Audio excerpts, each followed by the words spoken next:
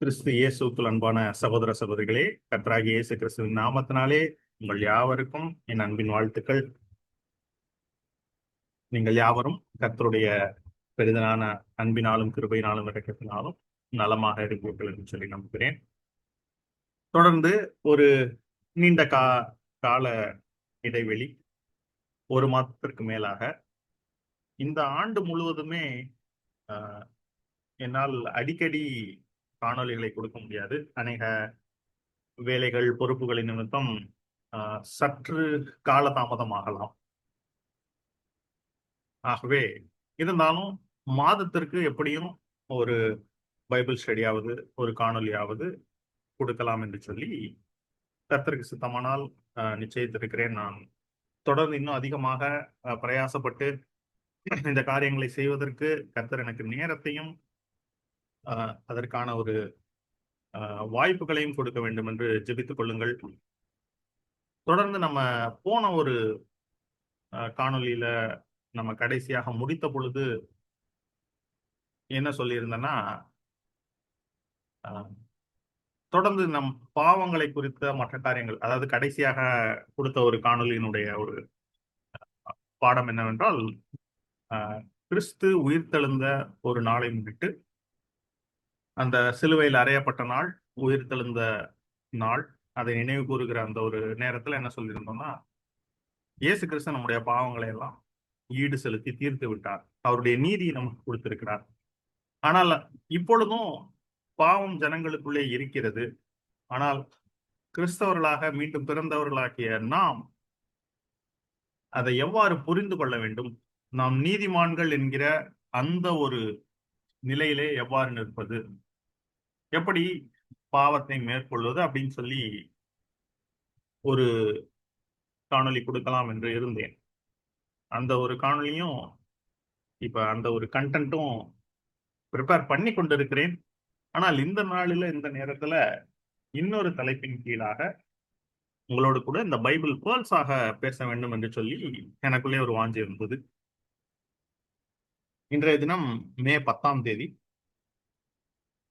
புதிய தமிழக அரசு பொறுப்பேற்கக்கூடிய இந்த ஒரு நாள்ல இந்த ஒரு காரியத்தை கொடுக்கத்தக்கதாக என்னுடைய இருதயத்துல சிந்தனைகளை ஆவியானவர் போட்டார் என்று சொல்லலாம்.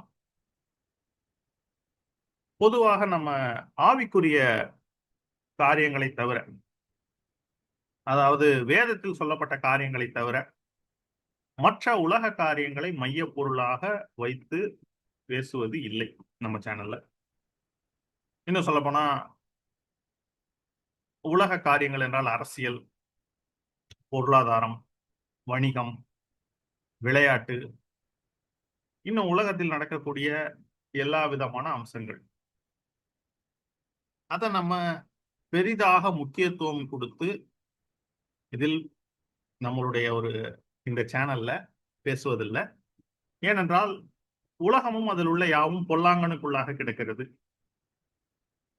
உலகத்திலும் அதில் உள்ளவைகளிலும் அன்பு கூறாதிருங்கள் என்று சொல்லி இயேசுவானவர் சொல்லியிருக்கிறார்.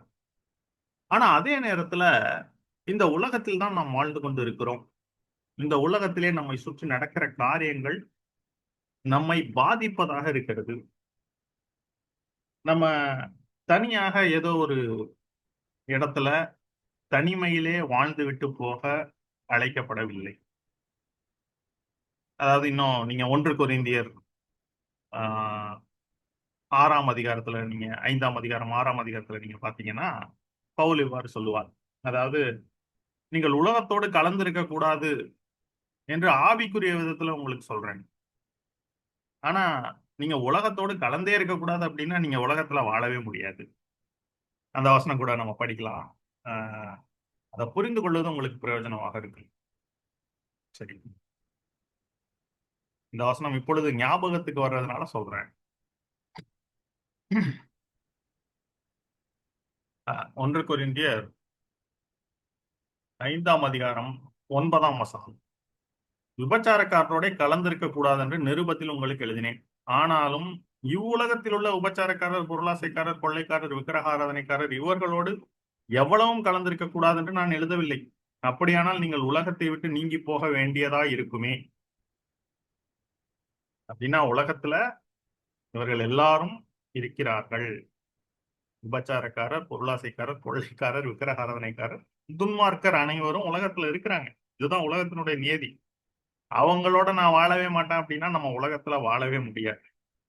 ஆனா பவுல் என்ன எழுதியிருக்கார்? நான் உங்களுக்கு எழுதினது என்னவென்றால், சகோதரன் என்னப்பட்ட ஒருவன் விபச்சாரக்காரனாயாவது, பொருளாசைக்காரனாயாவது, விக்கிரகாராதனைக்காரனாயாவது, உதாசீனாயாவது, வெறியனாயாவது, கொள்ளைக்காரனாயாவது இருந்தால் அவனோட கலந்திருக்க கூடாது. அப்படிப்பட்டவனுடைய கூட புசிக்கவும் கூடாது. அப்படின்னா கிறிஸ்தவராக சொல்லப்படுகிற ஒருவர் அல்லது சபையில் இருக்கக்கூடிய ஒருவர் இது போல இருந்தால் அவரோடு கூட சேரக்கூடாது, அவரோடு கூட கலந்திருக்க கூடாது, அவர்களோடு கூட ஓட்டு உறவு வைத்துக் கொள்ளக்கூடாது அப்படின்னு சொல்லிதான் பவுல் எழுதுறாரு. உலகத்துல இருக்கிறவங்க இருந்துட்டு தான் இருப்பாங்க. அப்ப உலகத்துலதான் நம்மளும் வாழ்ந்து கொண்டு இருக்கிறோம். அப்ப உலகத்தாராக இருக்கிறோமா என்று சொன்னால் இல்லை. சரி, புறம்பே இருக்கிறவர்களை குறித்து தீர்ப்பு செய்வது என் காரியமா? உள்ளே இருக்கிறவர்களை குறித்தல்லவோ நீங்கள் தீர்ப்பு செய்கிறீர்கள். புறம்பே இருக்கிறவர்களை குறித்து தேவனை தீர்ப்பு செய்வார். ஆக இந்த பொல்லாதவனை உங்களை விட்டு தள்ளி போட்டு வச்சிருக்காரு. வேற கண்டென்ட். ஆனா யோவான்ல நான் சொன்ன வசனங்கள் பாருங்க. 1 யோவான் 5ஆம் அதிகாரத்துல என்ன சொல்லுன்னா, கடைசியா நாம் தேவனால் உண்டாயிருக்கிறோம் என்றும் உலகம் முழுவதும் பொல்லாங்கனுக்குள் கிடக்கிறது என்றும் அறிந்திருக்கிறோம். அப்ப உலகம் முழுவதும் பொல்லாங்கனுக்குள்ளாக கிடக்கிறது. அப்ப இந்த உலகத்தினுடைய செயல்பாடுகள் அனைத்தையும் செய்வது பிசாசு. மனிதருடைய மனங்களை வஞ்சிப்பது பிசாசு, குருடாக்குவது பிசாசு, அவளை ஏவுவது பிசாசானவன். இன்னும் விரோதங்கள், வைராக்கியங்கள், சண்டைகள் எல்லாவற்றையும் கொண்டு வரது பிசாசு. அது உலகத்துல இருக்கிறது. உலகத்திலும் உலகத்தில் உள்ளவர்களும் அன்பு கூறாதிருங்கள். ஒருவன் உலகத்தில் அன்பு கூர்ந்தால் அவனிடத்தில் பிதாவின் அன்பு இல்லை. சரி, அப்ப இவைகள் உலக காரியங்களாக இருக்கிறபடினாலே இவைகளை நாம் அவ்வளவாக நம்முடைய போதகத்துல நம்ம சொல்லுவதில்லை. இப்ப உதாரணத்துக்கு நடந்து முடிந்த தேர்தல்கள், அதுல இன்னாருக்கு ஓட்டு போடுங்கள், இன்னும் யோசித்து ஓட்டு போடுங்கள் என்று சொல்லி நம்ம ஒரு காணொலி கூட கொடுத்திருக்கலாம். ஆனா அது தேவையில்லை. அதை நம்மளோட சேனல்ல வந்து சொல்லணும்னு அவசியம் இல்லை. ஏன்னா நம்ம சேனல்ல ஆவிக்குரிய விஷயங்களை நாம் போக்கஸ் பண்ணுகிறவர்களாக இருக்கிறோம். சரி, ஆனால் அதே நேரத்தில் இப்ப நடந்து முடிந்த தேர்தலில் தேர்வாகி முதலமைச்சர் ஆகக்கூடிய ஜோசப் விஜய் என்பவர்கள் பிரபலமான நடிகராக இருந்தவர். அப்ப அவர் ஜெயிப்பது என்பதை யாரும் எதிர்பார்க்கல. அநேகர் எதிர்பார்க்கவில்லை. ஆனால் அநேகர் அவருக்காக ஓட்டு போட்டது நிமித்தமாகவே அவர் இன்று பதவி ஏற்கக்கூடிய ஒரு வாய்ப்பு வந்திருக்கிறது. அப்ப இந்த ஒரு காரிய மனதிலே ஒரு தாக்கத்தை ஏற்படுத்தினது நிமித்தம் அதை சிந்தித்த பொழுது எனக்கு வெளிப்படுத்தப்பட்ட ஒரு காரியம் தான் இந்த ஒரு பைபிள் பேர்ல்ஸ். இது ஒரு டீப் பைபிள் ஸ்டடி கிடையாது. நிழல் பொருளாக வைத்து போதிக்க போவதில்லை. நிழல் பொருளாக போதிக்கிறதுக்கு இதுல கண்டென்ட் இருக்கு, இருந்தாலும் அதை நம்ம போதிக்கிறது இல்லை. கர்த்தருக்கு சித்தமான இன்னொரு பைபிள் ஸ்டடியில அதை செப்பரேட்டா பார்க்கலாம். ஆனா இந்த ஒரு காரியத்தை நம்ம சீக்கிரமாக பார்த்து இதன் மூலமாக நாம் புரிந்து கொள்ளக்கூடியது என்ன என்று சொல்லிதான் நம்ம இதுல பார்க்க போறோம். சரி, அப்ப இதனுடைய ஒரு தலைப்பு என்னவென்று சொல்லி பார்த்தீர்கள் என்றால், ரெகொபெயாமுடைய ஆலோசனை அல்லது அவனுடைய ஒரு தேர்ந்தெடுத்தலும் இஸ்ரவேலுடைய ஒரு டெஸ்டினி, அதாவது அவருடைய ஒரு முடிவும். அப்ப இந்த 2 காரியத்திற்கும் தொடர்பு இருக்கிறதா அப்படின்னா இருக்கு. அப்ப அதை தான் நம்ம பார்க்க போறோம். அதை பார்த்து இப்ப என்ன நடந்திருக்கிறது என்று சொல்லி நம்ம கொஞ்சம் சிந்திக்கலாம். ஸோ வேகமா போலாம். இதை டீப்பா பேசணும்னா ஒரு 1 ஹவருக்கு மேலேயே ஆகும். முடிந்த வரைக்கும் சுருக்கமாக நாம பார்க்கலாம். வேத பகுதிகளை அதிகமாக நம்ம படித்தோம் என்றால் அதற்காக ஒரு நேரம் எடுக்கும். விளக்கங்களை பார்ப்பதற்கு இன்னும் கொஞ்சம் நேரம் எடுக்கும். அதனால வேத பகுதிகளை சீக்கிரமாக சுருக்கமாக அங்கங்க பார்த்து விட்டு நம்ம கடந்து செல்லலாம். நீங்க வந்துட்டு டைம் எடுத்து அந்த வேத பகுதியை முழுவதுமாக படித்தீங்கன்னா நன்றாக உங்களுக்கு அது விளங்கும். சரி. இப்ப முதலாவதாக ரெகொபெயாம் யார்? அப்ப ரெகொபெயாம் யார் என்று சொல்லி பார்த்தீர்கள் என்றால், ரெகொபெயாம் சாலமோனுடைய குமாரன். சாலமோனுக்கு அநேகம் குமாரர்கள் இருந்தார்கள். ஆனால் சாலமோனுக்கு பிறகு அந்த இஸ்ரேலுடைய ஆட்சி பீடத்திற்கு வந்த ராஜா யார் என்று சொன்னால் ரெகொபெயாம். அந்த ரெகொபெயாம் ஆட்சிக்கு வந்த உடனேயே அவர் வந்துட்டு ஒரு முடிவெடுக்க வேண்டியதாக இருந்தது. என்ன முடிவு என்று சொல்லி பார்த்தீங்கன்னா, அது 1 ராஜாக்கள் 12ஆம் அதிகாரம் முழுவதுமாக நாம் பார்க்க வேண்டும். அந்த காரியம் உங்களுக்கு அநேகருக்கு தெரிந்திருக்கும். தெரியலனா கூட நீங்க அந்த அதிகாரத்தை நீங்க படிக்கும் பொழுது நீங்க நன்றாக புரிந்து கொள்வீர்கள். ரெகொபெயாம் அவர் வந்துட்டு சாலமோனுக்கு பின்பு ராஜா ஆகுறாரு. வந்த உடனே என்ன நடக்குதுன்னா, இஸ்ரவேல் சபை எல்லாரும் வந்து ரெகொபெயாம்ட்ட என்ன சொல்றாங்கன்னா, உன் தகப்பனாகிய சாலமோன் அநேக வேலைகளை எங்கள் மேல் வைத்தார். ஆலயம் கட்ட சொன்னார், அரண்மனை கட்ட சொன்னார், இன்னும் அநேக காரியங்களை தேசம் முழுவதும் செய்து கொண்டே இருந்தார். எங்களுக்கு அதெல்லாம் ரொம்ப கஷ்டமா இருந்தது. அந்த கடினமான வேலையை செஞ்சு செஞ்சு நாங்க அலுத்து போயிட்டோம் கடைசி வரைக்கும். இப்ப நீங்க என்ன பண்ணுங்கன்னா, அதெல்லாம் எங்கள்ட்ட இருந்து எடுத்து எங்களை கொஞ்சம் ஃப்ரீயா விடுங்க. இந்த பர்டன்லாம் எடுங்க. அப்ப நாங்க வந்துட்டு நீங்க தான் எங்களுக்கு ராஜா என்று சொல்லுகிறார். அதற்கு ரெகொபெயாம் என்ன சொல்றாருன்னா, நீங்க 3 நாள் போயிட்டு வாங்க அப்படின்னு சொல்லிட்டு என்ன பண்றாருன்னா, நான் உங்களுக்கு டிசைட் பண்ணி சொல்றேன் அப்படின்னு சொல்லிட்டு அவங்கள அனுப்பிட்டு, முதல்ல என்ன பண்றாருன்னா, முதியவர்களை கூப்பிட்டு அவர்களோட ஒரு ஆலோசனை கேட்கிறார். இந்த ஜனங்கள் இப்படி சொல்றாங்களே உங்களுக்கு என்ன பண்ணலாம் அப்படின்னப்ப, முதியவர்கள் என்னன்னா, இவங்களுக்கு நல்லபடியாக நீங்க பதில் சொல்லி அவங்க கேட்டதை நீங்க செஞ்சீங்கன்னா, அவங்க எந்நாளும் உங்களுக்கு சப்போர்ட் பண்ணுவாங்க. அதனால நீங்க எப்பொழுதும் அவர்கள் மேல ராஜாவாக இருக்கலாம் என்று சொல்லுகிறார். சரி. ஆனா, அடுத்து என்ன பண்றாரு பாருங்க, அவரு யங் பீப்பிள் வாலிபர்களை கூப்பிட்டு அவர்களுடைய ஆலோசனை அவர் கேட்கிறார். அதற்கு அவங்க என்ன சொல்றாங்கன்னா, ம், நீங்க அந்த ஜனங்கள்ட்ட என்ன பண்ணுங்க, எங்க அப்பா 8 மடங்கு உங்களுக்கு வேலை குடுத்தார்ன்னா, நான் 16 மடங்கு உங்களுக்கு வேலை கொடுப்பேன். அ இப்பொழுது என் தகப்பன் பாரமான நுகத்தை உங்கள் மேல் வைத்தார். நான் உங்கள் நுகத்தை அதிக பாரமாக்குவேன். அப்படின்னா, என் தகப்பன் பண்ணது கம்மி. நான் இன்னும் அதிகம் செய்வேன். என் தகப்பன் உங்களை சவுக்கள்னாலே தண்டித்தார். நான் உங்களை தேள்களினாலே தண்டிப்பேன் என்று நீர் அவர்களோட சொல்ல வேண்டும்னு இந்த யூத் பீப்பிள், யங் பீப்பிள் வந்துட்டு ராஜாவுக்கு சொல்லுகிறார்கள். இப்ப ராஜா என்ன பண்றாரு, டிசைட் பண்றாருன்னா, முதியோர் சொன்ன ஆலோசனை தள்ளிவிட்டு, ஏன்னா இந்த ராஜாவும் ஒரு வாலிபர். அப்ப முதியோர் சொல்றது வந்துட்டு அட்வைஸ் பண்ணிக்கிட்டே இருக்கீங்களே அப்படின்னு சொல்லி, அந்த ஆலோசனைய விட்டுட்டு வாலிபருடைய ஆலோசனையின்படி அவங்களுக்கு சொல்லி என்ன சொல்ட்டாங்க? என்ன சொல்ட்டாருன்னா, சாய்ஸ் ரெஹோபெயாமுடைய சாய்ஸ் வந்துட்டு யங் பீப்பிள சூஸ் பண்ணி இருக்கிறார். இப்ப நடந்தது போலவே இருக்கலாம் உங்களுக்கு. தமிழக தேர்தல் நடந்தது மாரி உங்களுக்கு தோணலாம். சரி. அதற்கு ஒரு ஒப்புமை இருக்கிறது. இப்ப என் தகப்பன் உங்கள் நுகத்தை பாரமாக்கினார். நான் உங்கள் நுகத்தை அதிக பாரமாக்குவேன். என் தகப்பன் உங்களை சவுக்குகளினாலே தண்டித்தார். நான் உங்களை தேள்களினாலே தண்டிப்பேன் அப்படின்னு சொல்லிட்டு என்ன பண்ணிட்டாரு? ராஜா ஜனங்களுக்கு செவிகொடாமற் போனான். கர்த்தர் சீலோனியனாகிய அகியாவைக் கொண்டு நேபாத்தின் குமாரனாகிய யெரொபெயாமுக்கு சொன்ன தம்முடைய வார்த்தையை உறுதிப்படுத்தும்படி கர்த்தரால் இப்படி நடந்தது. அதெல்லாம் நோட் பண்ணுங்க. கர்த்தரால இப்படி நடந்துருச்சு. சரி. அப்ப இப்பயே உங்களுக்கு ஆல்மோஸ்ட் இந்த கன்டென்ட் புரிஞ்சிருக்கும்னு நினைக்கிறேன். இருந்தாலும் நம்ம அந்த அஹியா என்ன சொன்னாரு? ஏன் சொன்னாரு? இதெல்லாம் பார்க்கலாம். இப்ப ரெகொபெயாம் வந்துட்டு முதியோர்களோடையும் கன்சல்ட் பண்ணாரு, யூத்தோடையும் கன்சல்ட் பண்ணாரு.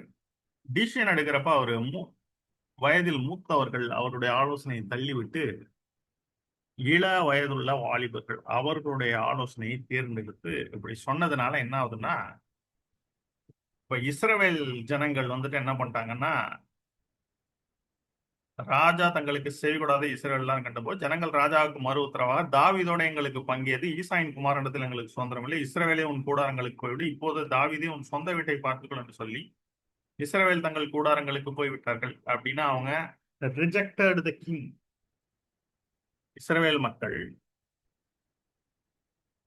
ரெகொபெயாமை தங்கள் ராஜாவாக இராதபடிக்கு அவர்கள் அவனை விலக்கினார்கள். சரி. அப்புறம் என்ன நடந்ததுன்னா, யெரொபெயாம் அப்படிங்கிற ஒருத்தரை வந்துட்டு ராஜாவாக தேர்ந்தெடுக்கிறாங்க. இந்த நேம் ஒரே மாதிரி இருக்கும், கொஞ்சம் குழப்பமா இருக்கும். நல்லா பாருங்க, ரெஹோபயாம். ரெஹோ அப்படிங்கிறவரு சாலமோனுடைய குமாரன். இது எரோபயாம். இங்கிலீஷ்ல ரெஹோபோம் ஜெரோபோம்னு இருக்கும், ஜே வரும் எரோபயாம். இந்த எரோபயாம் என்கிறவர் நேபாத்தின் குமாரன் சொல்லி வேற ஒரு இஸ்ரவேல் கோத்திரத்துல வந்த ஒருவர். அவர் சாலமோனுக்கு எதிரியாக அந்த படை தளபதியா இருக்கிறார். அப்புறம் அவருக்கு விரோதமாக கலகம் பண்றாரு.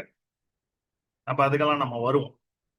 இப்ப எரோபயாம் அப்படிங்கிறவருக்கு கீழே இந்த 10 கோத்திரங்கள் பிரிந்து போகிறது. இதே ஒரு காரியத்தை நான் ரொம்ப நாளைக்கு முன்பாக ஜூஸ் அண்ட் சமாரிட்டன்ஸ் அப்படின்னு சொல்லி ஒரு வீடியோ போட்டிருப்பேன், அதுலயும் நான் பேசியிருப்பேன். சரி, இப்ப இந்த ரிசல்ட் என்ன அப்படின்னு பாத்தீங்கன்னா, இந்த 12 கோத்திரங்களுடைய இஸ்ரவேல் தேசம் இரண்டாக பிரிகிறதை பார்க்கிறோம். எப்படி ரெண்டா பிரியுதுன்னா, 10 கோத்திரங்கள் இந்த எரோபயாம் என்று சொல்லப்பட்ட இந்த ஒரு மனிதனை பற்றி அவனை ராஜாவாக்கி கொண்டு தனியாக பிரிகிறார்கள்.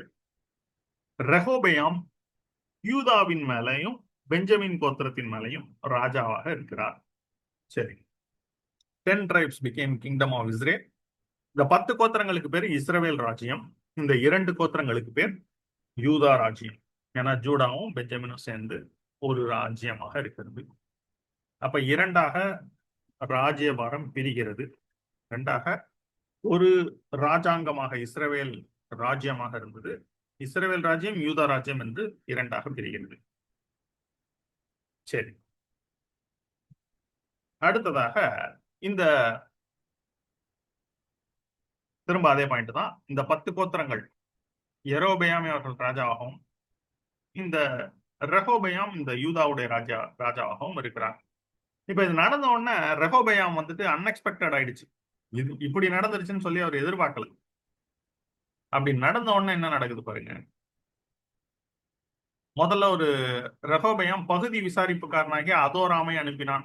அப்போ ஒரு ரெப்ரசன்டேட்டிவ் அனுப்புறாரு, நீங்க உடனே பிரிஞ்சு போகாதீங்க வாங்க அப்படின்னு சொல்லி. அப்படி அனுப்புன அந்த அதோராமை இஸ்ரவேல் எல்லாரும் கல்லிருந்து கொள்றாங்க. அப்ப ரெஹோபயாம் வந்துட்டு அவரும் கூட போயிருக்காரு, திரும்ப எருசலேம் கூடி வந்தாரு. சரி, அப்படி இந்நாள் வரைக்கும் இருக்கிறபடி இஸ்ரவேலர் தாவீதின் வம்சத்தை விட்டு கலகம் பண்ணி பிரிந்து போயிருக்கிறார்கள். சரி, யெரொபெயாம் திரும்பி வந்தான். இஸ்ரவேலருக்கெல்லாம் கேள்வி அனுப்புது. அவனை சபை நடத்தில் அழைத்து அனுப்பி அவனை சமஸ்த இஸ்ரவேலின் மேலும் ராஜாவாக்கினார்கள். யூதா கோத்திரமே அன்றி வேறொரும் தாவீதின் வம்சத்தை பின்பற்றவில்லை. ஆனா யூதா அந்த ராஜ்யத்துல இருந்த பெஞ்சமின் கொஞ்சம் பேர் சேர்ந்துக்கிறாங்க அதுல. சரி, இப்ப ரெஹோபெயாம் எருசலேமுக்கு திரும்ப வந்துட்டு என்ன பண்றாரு பாருங்க. இஸ்ரவேல் வம்சத்தோடு யுத்தம் பண்ணவும் ராஜ்யத்தை சாலமோனின் குமாரனாகிய தன்னிடமாக திருப்பிக் கொள்ளவும் யூதா வம்சத்தார் பென்யமின் வம்சத்தார், இங்க பென்யமின் பாருங்க, யூதாவையும் பென்யமினையும் சேர்த்துட்டு அனைவருமாகிய தெரிந்து கொள்ளப்பட்ட வீரர் 180,000 பேரை கூட்டினான். இப்ப என்ன நடக்குதுன்னா, ரெஹோபெயாமுக்கு கோபம் வந்துடுது. இவங்க பிரிஞ்சு போயிட்டாங்க, திரும்ப இவங்கள சண்டை போட்டு நம்ம இடத்துல அடிமையாக்கி திருப்பிக் கொள்ள வேண்டும் என்று சொல்லி யூதாலையும் பெஞ்சமின்லையும் மட்டும் 180,000 ட்ரூப்ஸ் போர் வீரர்களை திரட்டுறார். விரட்டி யுத்தம் பண்ணலான்னு போகலான்னு கிளம்புறப்ப என்ன ஆகுதுன்னா, கர்த்தர் செமாயா என்கிற ஒரு தீர்க்கதரிசிக்கு கர்த்தர் தேவனுடைய வார்த்தை உண்டாகிறது. அவர் என்ன சொல்றாருன்னா, நீ ரெஹோபெயாம்கிட்டையும் யூதா வம்சத்திட்டையும் பென்யமீன்ட்டையும் இல்ல எல்லா ஜனங்கள்ட்டையும் என்ன சொல்லு, நீங்கள் போகாமலும் இஸ்ரவேல் புத்திரான உங்கள் சகோதரரோடு யுத்தம் பண்ணாமலும் அவரவர் தம் தம் வீட்டிற்கு திரும்புங்கள். நல்லா நோட் பண்ணுங்க, அவரவர் தம் தம் வீட்டுக்கு திரும்புங்கள், என்னாலே இந்த காரியம் நடந்தது என்று கர்த்தர் உரைக்கிறார் என்று சொல் என்றார். அப்பொழுது அவர்கள் கர்த்தருடைய சொல்லி கேட்டு கர்த்தருடைய வார்த்தையின்படியே திரும்பி போய்விட்டார்கள். அப்ப சண்டை அந்த இடத்துல நடக்கல. என்ன நடந்தது? ரெஹோபெயாம் 2 கோத்திரத்துக்கு ராஜா, அவ்வளவுதான். திருப்பல 10 கோத்திரத்துக்கு யெரொபெயாம் ராஜா. இந்த டிவிஷனை கொண்டு வந்தது கர்த்தர், அதனால நீங்க சண்டை போடாதீங்க, திரும்ப போயிடுங்கன்னு சொல்லிட்டார். அப்ப ரெண்டா பிரிஞ்சதுதான். சரி, ஏன் இது எல்லாமே நடந்தது அப்படின்னா, ஒரு சாப்டர் முன்னாடி போய் பாத்தீங்கன்னா தெரியும். தேவன் தீர்க்க தரிசனமாகவும் தண்டனையாகவும் சாலமோன் இடத்துல சொல்லுகிற ஒரு காரியம் 1 ராஜாக்கள் 10ஆம் அதிகாரத்துல இருக்கு. சாரி பண்ணிக்கோங்க, 11ஆம் அதிகாரத்துல இருக்கு. நீங்க அதை படிச்சீங்கன்னா உங்களுக்கு ஃபுல்லா புரியும். என்னன்னா, சாலமோன் வந்துட்டு அநேக ஸ்திரீகளோடு 1000 பெண்கள் 1000 மனைவிகள் அவருக்கு இருக்கிறாங்க. அப்போ கஷ்டம் என்னன்னா, இப்போ ஒரு மனைவியோடு கூட இருக்கிறதே அநேக அஹ், கணவன்மார்களுக்கு அநேக பிரச்சனைகள், போராட்டங்கள். மனைவிமார்களுக்கு ஒரு கணவனோடு இருக்கிறதே அநேக பிரச்சனைகள், போராட்டங்கள் இருக்கும்போது இட் இஸ் அன்இமேஜினபிள். 1000 பெண்கள் மனைவிகள் இருந்தாங்கன்னா ஒவ்வொருத்தரும் ஒவ்வொன்று சொன்னாங்கன்னா யார் சொல்லுவதை கேட்கிறது? அப்ப என்ன பிரச்சனைனா, சாலமோன் வந்துட்டு அந்நிய ஜாதியாரான அநேக ஸ்திரீகள் மேலும் ஆசை வைத்தான். பார்வோன் குமாரத்தை நேசித்தான். மோவாபியர், அம்மோனியர், எதோமியர், சீதோனியர், எத்திருமாகிய அந்நிய ஜாதியாரான அநேக ஸ்திரீகள் மேலும் ஆசை வைத்தான். அப்ப கர்த்தர் இஸ்ரவேல்ட்ட என்ன சொல்லியிருந்தான்னா, நீங்க அவர்கள் அண்டைக்கும் அவர்கள் உங்கள் அண்டைக்கும் வரக்கூடாதுன்னு சொல்லியிருந்தாரு. ராஜாக்கள் திரளான ஸ்திரீகளை வைத்துக் கொள்ளக்கூடாதுன்னா நியாயப்பிரமாணத்துல சொல்லியிருந்தாரு. சாலமோன் அதெல்லாம் கண்டுக்கல. ஆனா அடுத்து என்ன நடந்தது அப்படின்னு பாத்தீங்கன்னா, சாலமோன் வயது சென்ற போது என்ன ஆகுது, அவனுடைய மனைவிகள் அவன் இருதயத்தை அந்நிய தேவர்களை பின்பற்றும்படி சாய பண்ணினார்கள். It will happen for sure. என்ன ஆகும்னா, கொஞ்சம் கொஞ்சமாக அப்படியே இந்த இருதயத்தை வந்துட்டு இந்த ஸ்திரீகள் வந்துட்டு மாற பண்ணிட்டாங்க. அதாவது ஒருத்தரை நச் பண்ணிக்கிட்டே இருந்தோம்னா என்ன நடக்கும்னா, ஆட்டோமேட்டிக்கா ஒரு லிமிட் வரைக்கும் தான் அவங்களால அதை ரெசிஸ்ட் பண்ண முடியும். அதுக்கப்புறம் அவங்களால என்ன பண்ண முடியாது. அந்த ஒரு தொல்லை தாங்க முடியாம என்ன பண்ணிடுவாங்க, ரைட்டு போ அப்படின்ட்டு இதை ரிலேட் பண்ணி பார்க்கலாம். அநேகர் இப்ப கணவனாக இருக்கட்டும் இல்ல மனைவியாக இருக்கட்டும், வந்து நச் பண்ணிக்கொண்டே இருக்கும் பொழுது, ஒரு விஷயத்த சொல்லிக்கொண்டே இருக்கும் பொழுது, டே இன் டே அவுட். இன்னும் நீங்க சிம்சோனுடைய காரியத்தை எடுத்து பாருங்களேன். அந்த சிம்சோன் வந்துட்டு தெலீலாளோடு இருக்கிற பொழுது அந்த தெலீலாள் என்ன பண்றான்னா, தினமும் வந்து என்ன பண்றான், நீங்க வந்துட்டு என்னை நேசிக்கல, நீங்க உத்தமமா இருக்கல அப்படின்னு சொல்லும் பொழுது 3 முறை அவன் வேற ஒரு ரீசனை சொல்லி தப்பித்தாலும் 4வது முறை அப்ப சிம்சோனுக்கு என்ன தெரியும், இந்த உண்மையை நம்ம சொன்னோம்னா நிச்சயமாக வந்துட்டு பெலிஸ்தர் வந்துட்டு நம்மளை காலி பண்ணிடுவாங்கன்னு தெரியும். தெரிந்தா கூட செத்தாலும் பரவாயில்லன்னு சொல்லி அவன் சொல்றத பார்த்தோம். அப்ப யோசிச்சு பாருங்க அந்த ஒரு எஃபெக்ட். அப்ப ஒரு பெண் மூலமாக இது முடியும் என்று சொன்னால், இப்ப சாலமோன் வயது சென்ற போது அவனுடைய மனைவிகள் அவன் இருதயத்தை அந்நிய தேவலை மற்றும் சாய பண்ணினார்கள். அதனால என்னாச்சு பாருங்க, அவனுடைய இருதயம் அவன் தகப்பனாகிய சிம்சோனுடைய காரியத்தை எடுத்து படிக்கலாம். திரும்ப நம்ம டைவர்ட் ஆயிடுவோம், தனியா பார்த்துக்கலாம் அதை. அதனால நீங்க வேணா அதை ரெஃபர் பண்ணி பாருங்க அந்த வேத பகுதிகளை. இன்னும் ஏற்கனவே முதல்ல ஒரு முறை அப்படி நடக்கும். சிம்சோனுக்கு பார்த்த ஒரு பெண் அந்த விடுகதை அவர் சொல்லுவாரு. அந்த விடுகதையோட பதில சொல்றதுக்கு 7 நாள் அழுது கொண்டே இருப்பாள். கடைசியில என்ன ஆகும்னா, அவன் வந்துட்டு அந்த பெண்ணுகிட்ட அந்த விடுகதையை சொல்லிடுவான். அதை போய் அவன் வந்துட்டு பெலிஸ்தருக்கு சொல்லிடுவான். இது முதல்ல. அதற்கு பின்பு தலீலாட்டையும் அதே விஷயம். சரி, ரைட். அதே போல ஒரு காரியம் தான் இங்கேயும் கிட்டத்தட்ட ரிலேட்டட். இப்ப என்னாச்சு சாலமோனுக்கு, அதனால அவனுடைய இருதயம் அவன் தகப்பனாகிய தாவீது போல தன் தேவனாகிய கர்த்தரோட உத்தமமாய் இருக்கவில்லை. இப்ப சாலமோன் சீதோனியரின் தேவியாகிய அஸ்தரோத், அம்மோனியரின் அருவருப்பாகிய மில்கோம், இந்த எல்லாவற்றிலும் மனைவிமார்கள் இருந்தாங்க இந்த எல்லா ஜாதியிலையும். அதனால என்ன ஆயிடுச்சு, அவர் எல்லா கடவுளையும் பின்பற்ற ஆரம்பித்தார். சாலமோன் தன் தகப்பனாகிய தாவீதை போல் கர்த்தரை பூரணமாய் பின்பற்றாமல், very very important point note பண்ணுங்க, தாவீதை போல கர்த்தரை பூரணமாய் பின்பற்ற வேண்டும். Correct. இது என்னுடைய ஒரு தீவிரமான ஒரு வாஞ்சையாக இருக்கிறது. அதை முழுமையாக 100% பின்பற்ற வேண்டும், ஆனா பின்பற்ற முடிய மாட்டேன் என்கிறது. ரியாலிட்டியில வரும் பொழுது இட்ஸ் வெரி டிஃபிகல்ட். நிச்சயமாகவே கர்த்தர் அதற்கு உதவி செய்வாராக. கர்த்தர் அதற்கு கிருபை செய்வாராக. தாவீதை போல நம்முடைய இருதயம் மாற வேண்டும். தாவீதை போல நம்முடைய இருதயம் செம்மையாக இருக்க வேண்டும். கர்த்தரோடு உத்தமமாக சேர்ந்து இருக்க வேண்டும். அதுவே என்னுடைய உள்ளத்தின் வாஞ்சை, என்னுடைய இருதயத்தின் இயக்கம். ஆனா பிராக்டிக்கலாக வரும்பொழுது அநேக பிரச்சனைகள், போராட்டங்களை வாழ்க்கையில சந்திக்கும் பொழுது பின்னுக்கு இழுக்கக்கூடிய அநேக காரியங்கள் வந்து மோதுகிறதாக இருக்கிறது. பிராக்டிக்கல். ஆனா இந்த யுத்தத்துல இந்த ஒரு காரியத்திலும் கர்த்தர் நமக்கு ஜெயம் கொடுப்பார். நம்முடைய இருதயத்தை செவ்வையாக தாவீதை போல மாற்றுவார் என்று சொல்லி அஹ், விசுவாசிக்கிறேன், நிச்சயித்திருக்கிறேன். சரி, ஓகே.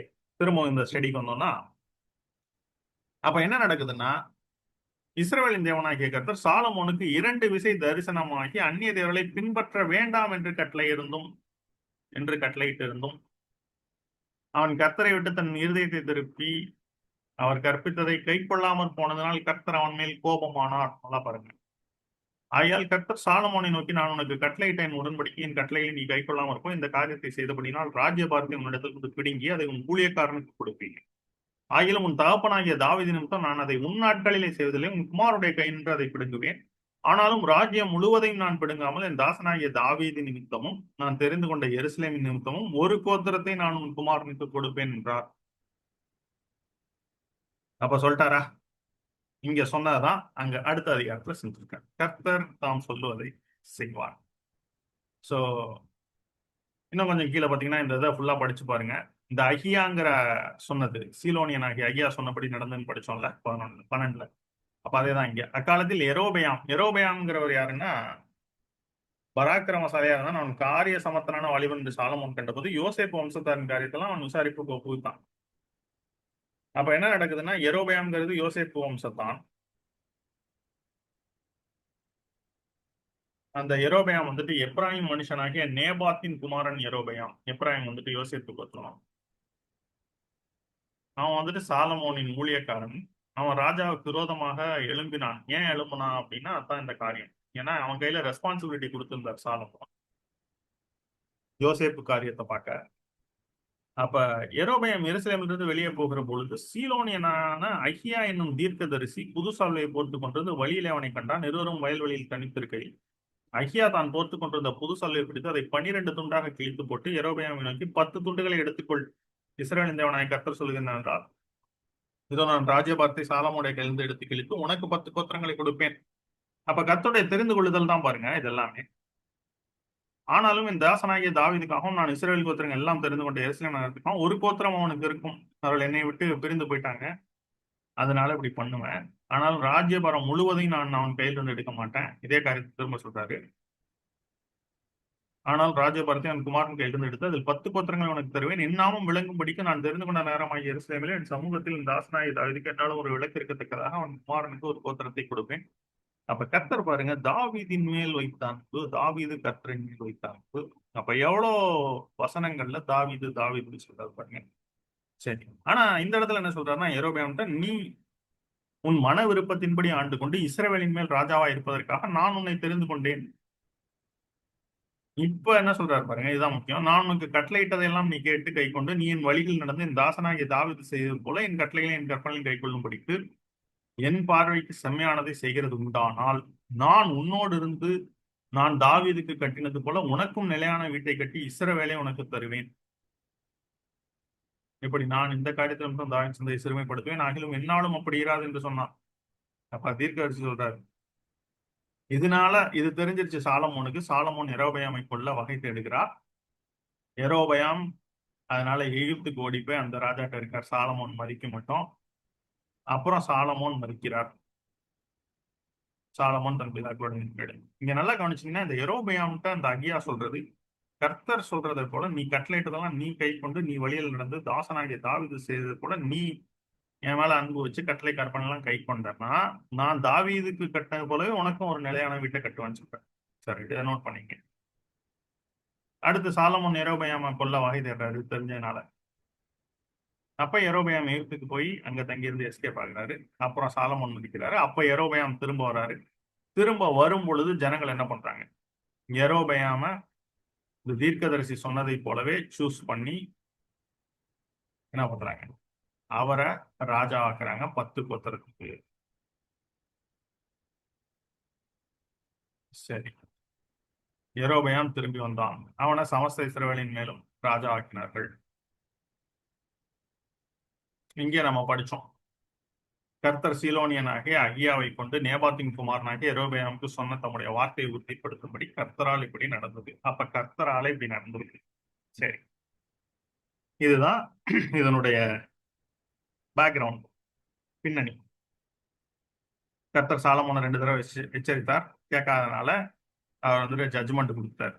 கேட்கவே தான் majority of kingdom from him. அப்ப மெஜாரிட்டி மைனாரிட்டி எல்லாம் இதுல வருது. சரி சரி, இது வந்துட்டு அவருடைய குமாரன் சாலமோனுடைய குமாரனுடைய காலத்துல செய்வேன்னு சொன்னாரு. கரெக்டா அதே போல ரெகோபயாமுடைய காலத்துல அது பிரிச்சுட்டாரு. ஆனா நீங்க நோட் பண்ண வேண்டியது என்னன்னா, இது அந்த 10 கோத்திரத்துக்கும் நல்லதா மாறுனுச்சா அப்படின்னு பார்த்தீங்கன்னா, இல்ல. அது கெட்டதா மாறினது.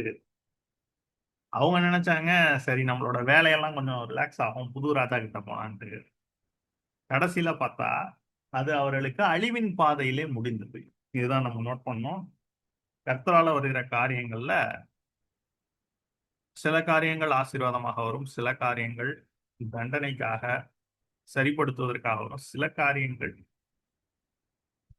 சிலருடைய அழிவுக்கென்று வரும். அப்ப இதெல்லாமே இருக்கு வேதத்துல. இது இந்த 10 கோத்திரங்களுக்கு நல்லதாக வந்ததா என்று சொன்னால், இல்ல. போக போக என்ன நடந்ததுன்னா, இந்த 10 கோத்திரங்களுமே முற்றிலுமாக சிதறிப் போய் காணாமல் போகத்தக்கதாக ஒரு காலகட்டத்தில் நடக்கிறதுக்காக இது நேர்ந்தது. அப்படின்னா, அதுதான் இஸ்ரேலோட டெஸ்டினி. நம்ம பைபிள் பலோட தலைப்பு ரெஹோபோம்ஸ் சாய்ஸ் அண்ட் இஸ்ரேல்ஸ் டெஸ்டினி. அப்ப டெஸ்டினி ஆஃப் இஸ்ரேல் என்ன? இந்த 10 கோத்திரங்களுடைய முடிவு என்ன? அப்படின்னு பார்த்தீங்கன்னா, யெரொபெயாம் ராஜாவானார். அப்ப தேவனாகிய கர்த்தர் யெரொபெயாம்ட்ட சொன்னது என்ன? நீ என் வழியில் நடந்து என் கட்டளையை காத்துக்கொண்டு தாவீது பண்ணது மாதிரி எல்லாத்தையும் இது பண்ணு.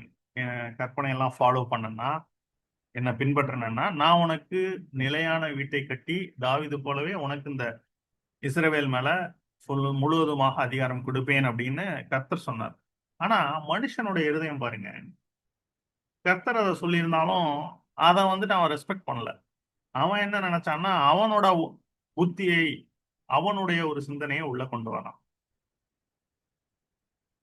கர்த்தர் என்ன சொன்னார்னா, நீ என்னை பின்பற்று. ஆட்சி அதிகாரம் அதை பத்தி எல்லாம் நீ யோசிக்காத. நீ என்னை பின்பற்று. என் கற்பனையை காத்து கொண்டு மத்ததெல்லாம் நான் உனக்கு தருவேன் அப்படின்னு சொல்லி. ஆனா அவன் என்ன நினைச்சான்னா, நம்ம வந்துட்டு ஏதாச்சும் பண்ணணும். நம்ம ஏதாச்சும் பண்ணி எப்பயும் ராஜாவாக இருக்கணும்னு சொல்லி அவனோட சிந்தனைகள் எப்படி போனது என்று சொன்னால் கர்த்தருக்கு விரோதமாக போனது. எந்த மாதிரி ஒரு தாட் ப்ராசஸ்னா, இவன் வட திசையில இருக்கான் 10 கோத்திரத்துல, தென் திசையில யூதாவும் பெஞ்சமினும் இருக்கு. இப்ப இந்த மேல இருக்கிறாங்க, மேல கீழன்னு சொல்லி பாத்துக்கலாம். பாத்துங்க, நார்த் சைடு மேல இருக்கும். அப்ப கர்த்தர் கொடுத்த ஒரு காரியம் இஸ்ரவேலர் எல்லாருக்கும் என்னன்னா, வருஷத்துல 3 முறை எருசலேமுக்கு போகணும். அல்லது தேவனுடைய ஸ்தலம் எங்க இருக்கோ, அப்ப தேவாலயம் கட்டுறதுக்கு முன்னாடி சீலோ, அங்க தேவனுடைய அந்த கூடாரம், உடன்படிக்கை பெட்டியும் அந்த ஆசரிப்பு கூடாரம் வந்தது, அங்க போனோம். ஆனா ராஜா வந்ததுக்கு அப்புறம் தாவீது வந்துட்டு அதை சாலமோன் அதை வந்துட்டு எருசலேமுக்கு கொண்டாந்து சாலமோன்ட்ட கொடுத்துட்டா. சாலமோன் ஆலயத்தை கட்டி அங்க கொண்டாந்து செட்டில் பண்ணிட்டாரு. எருசலேமே த மெயின் கேபிட்டல். இந்த ஜெருசலேமுக்கு தான் இப்போ வரைக்கும் சண்டை நடக்குது. சரி, ரைட். அப்ப இவர்கள் எருசலேமுக்கு வருடத்திற்கு 3 முறை வர வேண்டும். இப்ப யெரொபெயாம் எப்படி யோசிக்கிறாருன்னா, இவங்க வருஷத்துக்கு 3 தடவை எருசலேமுக்கு போயிட்டு போயிட்டு வந்துட்டு இருக்காங்கன்னா, இவருடைய இருதயம் வந்துட்டு என்ன ஆகும்னா, அந்த யூதா ராஜாவை பற்றி கொள்ளும். அப்ப திரும்ப இவங்க 10 கோத்திரமும் யூதா ராஜாவோடு சேர்ந்து கொள்ளுவார்கள். அதனால இவங்க வந்துட்டு எருசலேமுக்கு போவதை தடுக்க வேண்டும் என்று சொல்லி என்ன பண்றாரு? ம், அந்த 10 கோத்திரத்துடைய நார்த் பார்டர், சவுத் பார்டர்னு எடுக்கிறார். அப்ப எருசலேமுக்கு மேல இருக்கக்கூடிய அந்த சதர்ன் பார்டர் ஆஃப் 10 ட்ரைப்ஸ், மேல இருக்கக்கூடிய நார்த் பார்டர், இந்த 2 இடங்களிலேயும் என்ன பண்றாரு? 2 பொன் கன்று குட்டிகளை வைக்கிறார். அப்ப தான் அப்படிங்கிற அந்த இதுல இதே அதிகாரத்திலே அது இருக்கு. 11 அதிகாரத்திலே என்ன சொல்றாரு பாருங்க. யெரொபெயாம் இப்பொழுது ராஜ்யபாரம் தாவீது வசமாய் திரும்புகிறதா இருக்கும். இந்த ஜனங்கள் எருசலேமில் உள்ள கர்த்தருடைய ஆலயத்திலே பலிகளை செலுத்த போனால், இந்த ஜனங்களின் இருதயம் யூதாவின் ராஜாவாகிய ரெகொபெயாம் என்னும் தங்கள் ஆண்டவன் வசமாய் திரும்பி அவர்கள் என்னை கொன்று போட்டு யூதாவின் ராஜாவாகிய ரெகொபெயாமின் வசமாய் போய்விடார் என்று தன் மனதிலே சிந்தித்துக் கொண்டிருந்தான். அப்ப அவனுக்கு என்னன்னா, நம்மளை விட்டுட்டு போயிடுவாங்க, நம்மளை கொன்றுவாங்க. கர்த்தர் சொன்னது மேல அவன் நம்பிக்கை வைக்கல பாருங்க. அவனுக்கு என்னன்னா அவனுடைய சுய தான் முக்கியம். அப்ப இந்த தேசத்தை ஆளுகிற ஜனங்களை நீங்க யோசிச்சு பாருங்க. இந்த மத கலவரம், இந்த மதத்தின் மூலமாக கொண்டு வருகிற பிரிவினைகள், ஜாதி மூலமாக வரக்கூடிய இந்த ஏற்றத்தாழ்வுகள்லாம் ஏன் கொண்டாடுறாங்க அப்படின்னா, அவர்களுடைய நன்மைக்காக, அவருடைய செல்ஃப் பெனிஃபிட்ஸ்க்காக ஜனங்களை தூண்டிவிட்டு, ஜனங்களை தவறான வழிகளில் நடத்தக்கூடிய தலைவர்களாக இருக்கிறார்கள். சரி, போட்டோம். அப்ப அதை போல இந்த இது புதுசு கிடையாது. ஆரம்பத்துல இருந்து இப்படிதான் நடந்துட்டு இருக்கு. எரோபயாம் அதான் உலகம் முழுவதும் பொல்லாங்கனுக்குள் கிடைக்கிறது. சரி, இப்ப எரோபயாம் என்ன பண்றாரு? பொன்னினால் 2 கன்றுக்குட்டிகளை உண்டாக்கி, நீங்க எருசலேமுக்கு போறது உங்களுக்கு கஷ்டம். இஸ்ரவேலரை இதோ இவைகளை உங்களை எகிப்து தேசத்திலிருந்து வரப்பண்ணின உங்கள் தேவர்கள் என்று சொல்லி, ஒன்றை பெத்தேலிலும் ஒன்றை தானிலும் ஸ்தாபித்தான். தான்ங்கிறது நார்த் பார்டர், பெத்தேலுங்கிறது சவுத் பார்டர். அப்ப வனாந்தரத்துல இஸ்ரேலிருந்து புறப்பட்ட ஜனங்கள், எகிப்திலிருந்து புறப்பட்ட ஜனங்கள் என்ன பண்ணாங்க? மோசே மலையில ஏறி போயிருக்கப்போ ஒரு பொன்கண் குட்டியை உண்டாக்கி, இதுதான் உங்களை எகிப்திலிருந்து கொண்டு வந்தது அப்படின்னு சொன்னத இந்த யெரொபெயாம் தெரிஞ்சு வச்சிருக்கிறார். அப்ப எது பண்ணா இப்படி ஒர்க் அவுட் ஆகும்னா, ஒரு கன்றுக்குட்டிக்கு பதிலா 2 நிறுத்து. நார்த் பார்டர்ல ஒண்ணு, சவுத் பார்டர்ல ஒண்ணு. அது எதை குறிக்குதுன்னா, ரெட்டிப்பான பாவங்கள், வனாந்தரத்துல செஞ்ச இஸ்ரவேல் மக்கள் செய்த பாவங்களை விட ரெட்டிப்பான பாவங்களை 2 பொன்கண் குட்டி ஒன்றுக்கு பதிலா அத இந்த இஸ்ரவேல் ஜனங்கள், இந்த 10 கோத்திரங்கள் செய்ய ஆரம்பித்தார்கள். அப்ப புரியுதா உங்களுக்கு? 2 மடங்கு பாவத்திற்குள்ளாக போகிற ஜனங்கள் ஆனார்கள் இந்த 10 கோத்திரங்கள். இப்ப இந்த ஒரு கன்றுக்குட்டிக்காக என்ன பண்ணுவாங்க ஜனங்கள்? தான் மட்டும் போவார்கள். அப்ப சென்ட்ரல் பிளேஸ்ல இருக்கவங்க நார்த் வரைக்கும் ரொம்ப தூரம், அவ்வளவு தூரம் போவாங்க. இந்த காரியம் பாவம் ஆயிற்று. அப்ப கர்த்தர் தான் கொடுத்தார் ராஜ்யபாரத்தை, இவன் ஜனங்களை வந்துட்டு கர்த்தரை விட்டு பிரிந்து போக செய்து விட்டான். அடுத்தது என்ன பண்றான் பாருங்க. யூதா கோத்திரத்துல லேவியர்கள் இருந்தாங்க. யூதா ராஜ்யத்துல, மன்னிக்கவும், கோத்திரத்துல இல்ல, யூதா ராஜ்யத்துல அந்த தேசத்துல லேவியர்கள் இருந்தாங்க. அவங்கதான் ஆசாரியர்கள். இப்ப இவன் என்ன பண்ணான்னா, இங்க வந்துட்டு இந்த கன்றுக்குட்டிகளை சர்வ் பண்றதுக்காக மேடையாக்கி ஒரு கோவிலை கட்டி லேவியின் புத்திரராய் இராத ஜனத்தில் ஈனமானவர்களை ஆசாரியராக்கினான்.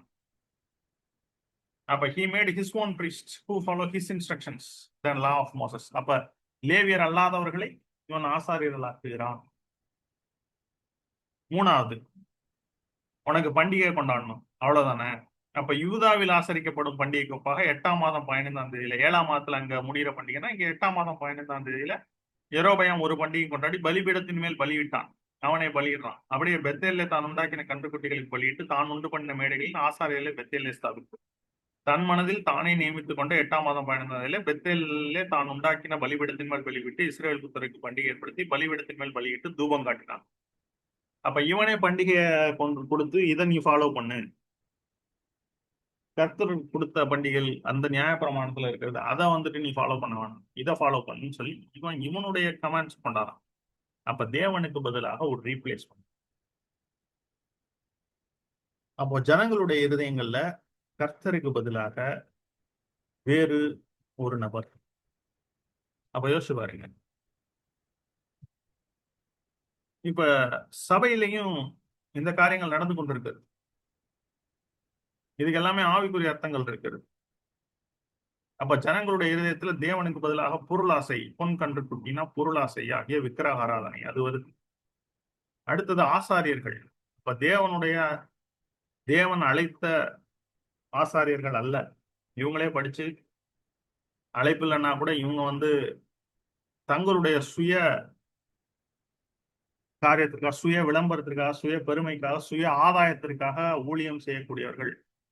இவங்க பாஸ்டர்ஸ்ங்கிற அங்கிகளுக்கு பின்பாகவும் இருக்கிறார்கள். தங்களுடைய பெருமையை நிலைநாட்டுவதற்காக கர்த்தர் எதை விரும்புகிறாரோ அதை செய்யாமல் தான் தோன்றித்தனமாக தங்களுக்கு தோன்றியவைகளை செய்கிறவர்கள். யெரொபெயாம் அப்படிதான் செஞ்சான். தனக்கு தோன்றினதை செய்தான்.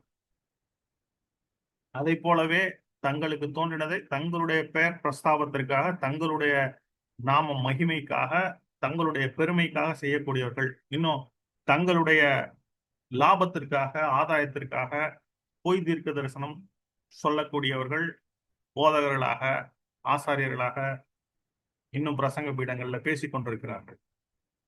அடுத்தது பண்டிகைகள். கர்த்தர் சொன்ன பண்டிகைகள் அல்ல இன்று கொண்டாடப்படுகிற பண்டிகைகள். அப்ப எல்லாத்துலயும் பாத்தீங்கன்னா போலிகள், அதாவது ட்ரெடிஷன்ஸ், பாரம்பரியங்களை ஃபாலோ பண்ணக்கூடிய சபைகள். கிறிஸ்துமஸ்னா டிசம்பர் 25 கிறிஸ்து பிறக்கவே இல்லை. ஆனா அதுதான் ஒரு மிகப்பெரிய பண்டிகையாக கிறிஸ்தவர்களுடைய மத்தியில நடந்து கொண்டிருக்கிறது. ஓகே, இப்ப இதெல்லாம் ஆவிக்குரிய அர்த்தங்கள் இருக்கு. இன்றைய ஒரு சபையில எப்படி அது பின்மாற்றத்துக்குள்ளாக எப்படி அது வழி விலகி அது போயிருக்கிறது என்று காண்பிப்பதற்காக பழைய ஏற்பாட்டிலே கர்த்தர் வைத்திருக்கக்கூடிய ஒரு காரியம். இதை பத்தி இன்னொன்னு ஆழமாக போல இத உங்களுக்கு கொடுக்குறேன். அப்ப இன்றைக்கு தமிழகத்தினுடைய ஒரு தலைவராக தேர்ந்தெடுக்கப்பட்டிருக்கிறவர் ஒரு ஹீரோ. அப்ப ஹீரோ வர்ஷிப் ஜனங்களுடைய இருதயங்கள்ல ஒரு படத்தை பார்த்தோம், ரசிச்சோம், கைத்தட்டோம், அதை மறந்தோம், போனோம் என்று சொல்லாமல் அந்த ஒரு நபரை ஒரு கடவுளாக யோசிக்கக்கூடிய மனநிலைமையில தான் இன்றைக்கு நம்முடைய தமிழ் சமுதாயம் போய்கொண்டிருக்கு. பிரியமானவர்களே, இப்பொழுதும் நீங்க யோசிக்கலாம் இந்த காரியங்களை. ஆனா ஒரு விஷயம் ஞாபகம் வச்சுங்க, இது கர்த்தரால் வந்தது. நல்லதுக்கா அப்படின்னா நல்லதுக்கு அல்ல. It's pathetic. I don't have any other words to say. It's pathetic. சரி, ஆக தேவன் என்ன பண்றாருன்னா யெரொபெயாம பனிஷ் பண்றாரு. அடுத்த அதிகாரம் பாருங்க, அதனுடைய ரிசல்ட். யெரொபெயாம் வந்துட்டு தான் தோன்றித்தனமாக கர்த்தருக்கு விரோதமாக செய்த காரியங்கள் அடுத்ததுல எல்லாமே எழுதியிருக்கு, டோட்டலா எழுதியிருக்கு. அடுத்த 2 அதிகாரங்கள்ல யெரொபெயாமுடைய பையன் சாகுறான். ஒரு பேரே வச்சுட்டார் யெரொபெயாமோட பாத்திருக்கு. அதாவது யெரொபெயாமுடைய சந்ததி என்ன ஆகும் அப்படின்னா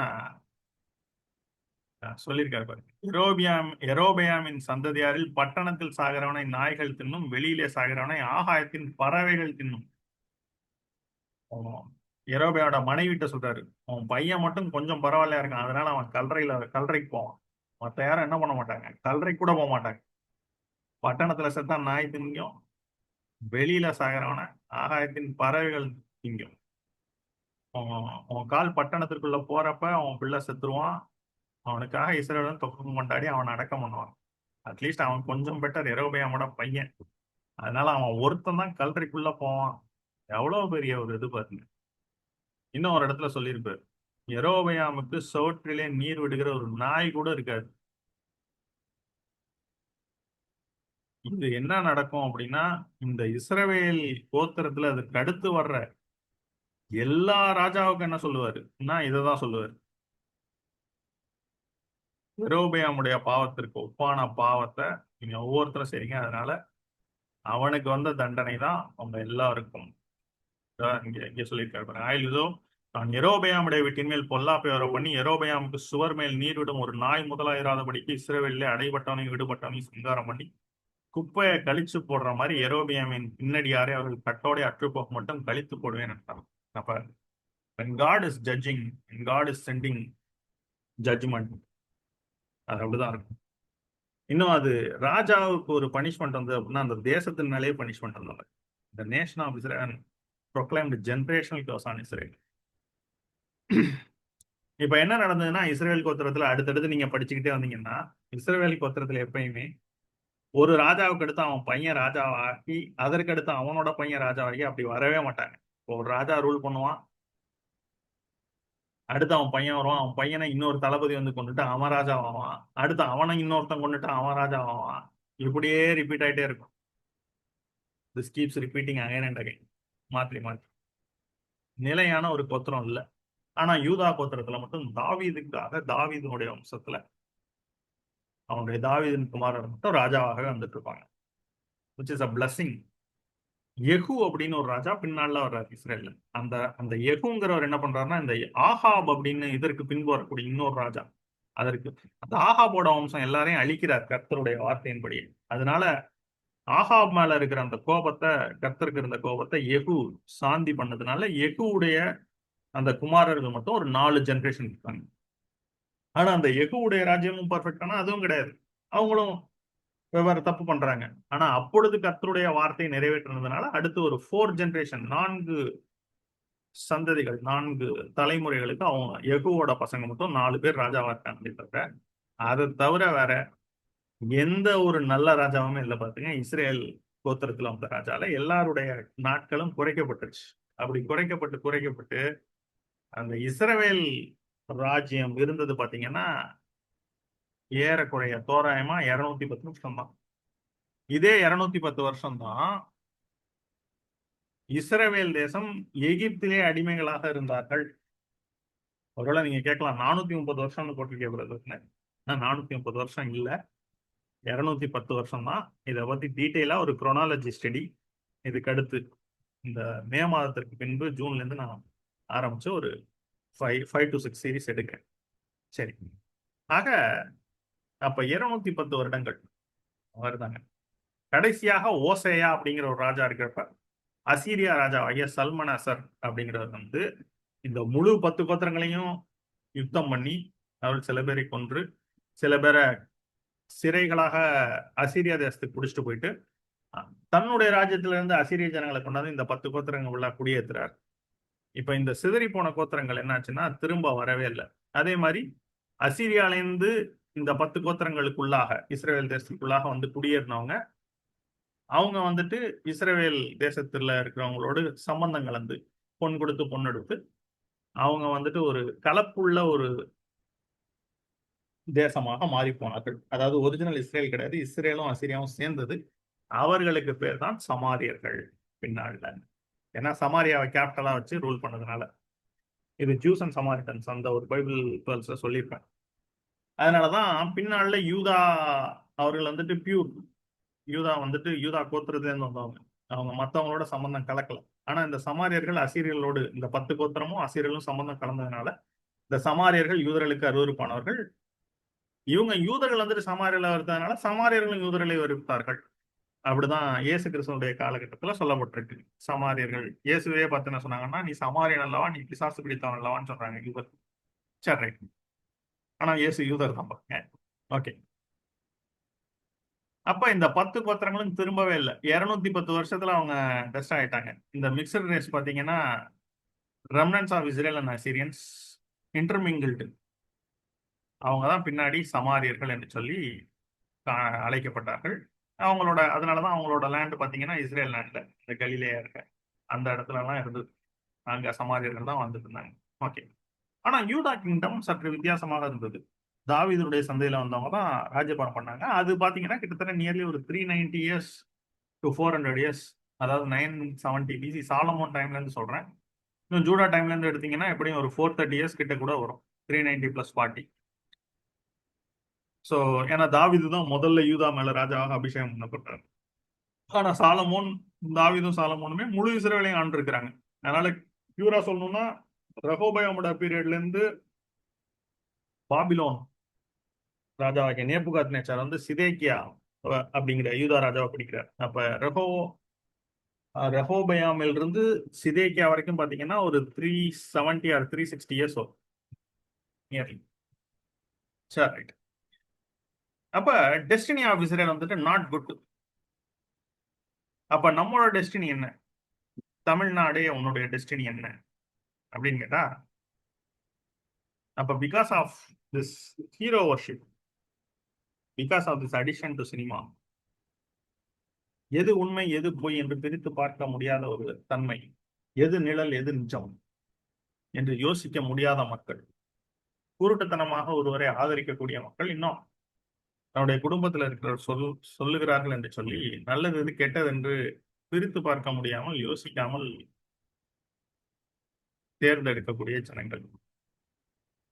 அப்ப ஒரு வீடியோவை பார்த்த பொழுது ஒரு நியூட்ரலான ஒரு ஃபேக்ட் சொல்றான் உங்களுக்கு. இப்ப காலேஜ்ல இருந்து முடித்து விட்டு ஒரு இளைஞர் வருகிறார். அப்படி வரக்கூடிய ஒரு இளைஞர் இடத்துல ஒரு கம்பெனியை கொடுத்து நீ இந்த கம்பெனியை சிஇஓவாக, இந்த கம்பெனியுடைய தலைவனாக நீ இருந்து இந்த கம்பெனியை வழிநடத்துன்னு யாராவது சொல்லுவாங்களா? ஒருத்தர் கூட சொல்ல மாட்டாங்க. வேண்டுமென்றால் அந்த ஒரு படித்து முடித்து விட்டு வரக்கூடிய அந்த ஒரு நபர், அந்த ஒரு இளைஞரே கூட அவர் சொந்த உழைப்புல ஒரு கம்பெனியை உருவாக்கலாம் உழைச்சு. ஆனா அதுக்கே பாத்தீங்கன்னா எப்படியும் ஒரு 10 வருஷம், 5 முதல் 10 வருடங்கள் ஒரு ஸ்டார்ட் அப் அதை எடுத்து செய்யலாம். ஆனா ஏற்கனவே இயங்கி கொண்டிருக்கிற ஒரு கம்பெனியுடைய தலைமை பொறுப்பை எந்த ஒரு முன் அனுபவம் இல்லாத ஒருவரிடம் கொடுப்பாங்களா அப்படின்னா கொடுக்க மாட்டாங்க. ஆனா நம்ம கொடுத்துருக்கோம். யோசிச்சு பாருங்க கொஞ்சம். அதனுடைய ரியாலிட்டி என்ன என்று சொல்லி நமக்கு போக போக தெரியும். ஆனா ஏன் இப்படி நடந்தது அப்படின்னா, அந்த 1 ராஜாக்கள் 12:24 நீங்க படிங்க. இந்த காரியம் என்னால் வந்தது என்று கர்த்தர் சொல்லுகிறார். அப்ப அந்த ஒரு காரியத்தை கீழ்ப்படிய வேண்டும். என்னாலே இந்த காரியம் வந்தது. இன்னும் சொல்லும் பொழுது இதே ஒரு வார்த்தை ரெபேக்காள் ஈசாக்கு அதை பார்க்கும் பொழுது இந்த காரியம் கர்த்தரால் வந்தது அப்படின்னு சொல்றாங்க. ரெபேக்காள் வீட்டுக்காரர், நாங்கள் நலம் புலம் ஒன்றும் சொல்லக்கூடாது, பெண்ணை அழைத்து வாய்ப்பிறப்பை கேட்போம். அப்ப இந்த காரியம் கர்த்தரால் வந்தது. அதை சொல்றீங்க. இந்த காரியம் கர்த்தரால் வந்தது அப்படின்னு சொன்னோம் எல்லாம் கர்த்தரால இந்த காரியம் நடந்திருக்கு அப்படின்னு சொன்னா, though it came from God, it is not for good, it is a judgment. அதுதான் நீங்க யோசிக்கணும். நன்மைக்கானது அல்ல. எல்லா நேரத்திலையும் அது நன்மைக்காக இருக்காது. அது ஒரு நியாய தீர்ப்புக்காக இருக்கு. அப்ப இப்படி பிரித்து பார்க்க முடியாமல் ஒருவனை தேர்வு செய்தால் என்றால் யோசிப்பார். இப்ப தமிழ்நாட்டில் இதுவரைக்கும் ஒரு ஸ்ட்ராங் ஹோல்டாக இருந்தாங்க. ஒரு மத்திய ஆட்சிக்கு எதிராக அவர்கள் கொண்டு வரக்கூடிய எல்லா விதமான காரியங்களுக்கும், எல்லா விதமான தவறான விஷயங்களுக்கும் எதிராக ஒரு உறுதியாக ஸ்திரமாக நின்ற ஒரு அரசு இப்பொழுது மாற்றப்பட்டு ஸ்திரம் இல்லாமல், அதாவது இப்ப புதிதாக தேர்ந்தெடுக்கப்பட்டிருக்கக்கூடியவர் எதற்கும் ஒரு குரல் கொடுக்க மாட்டார். ஒரு பத்திரிகையாளரை சந்திக்க மாட்டார். ஏன்னா அவர் கேள்விக்கு வந்துட்டு ஒரு பேப்பர்ல எழுதி கொடுத்தாலும் பதில் தெரியாது. சுயமாக பேசக்கூடிய ஒரு அறிவு இருக்கிறதா என்று சொன்னால் இல்லை.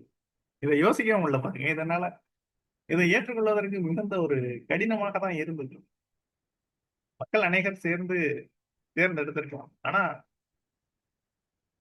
அது எப்படி அது முடியும்? அதாவது எப்படி ஒரு ஆளுகை செலுத்த முடியும்? ஆளுமை இல்லாத ஒருவர் எப்படி திறமையாக ஒரு ஆளுமை செய்யும்?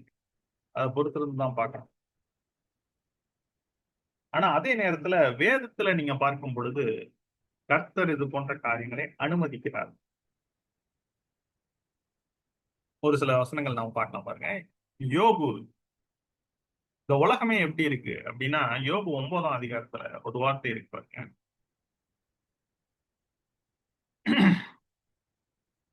யோபு 9:24 பாருங்க. உலகம் துன்மார்க்கர் கையில் விடப்பட்டிருக்கிறது, அதில் இருக்கிற நியாயாதிபதிகளின் முகத்தை மூடி போடுகிறார். அவர் இதை செய்கிறதில்லை என்றால் பின்ன யார் இதை செய்கிறார்?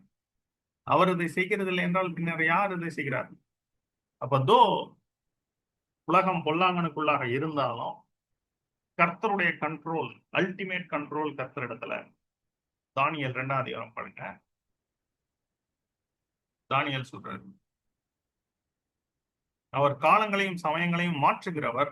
அப்ப மாற்றுறார் கர்த்தர். கர்த்தர் மாறாதவர், ஆனால் அவர் காலங்களையும் சமயங்களையும் மாற்றுகிறவர். ராஜாக்களை தள்ளி ராஜாக்களை ஏற்படுத்துகிறவர். அப்ப ராஜாக்களை தள்ளுற, ராஜாக்களை ஏற்படுத்துகிறார். ஞானிகளுக்கு ஞானத்தையும் அறிவாளிகளுக்கு அறிவையும் கொடுக்கிறவர். அவரே ஆழமும் மறைபொருளும் மனதை வெளிப்படுத்துகிறவர். இருளில் இருக்கிறதை அவர் அறிவார், வெளிச்சம் அவரிடத்தில் தங்கும். அப்ப கர்த்தர் அதை செயல்படுத்துகிறார்.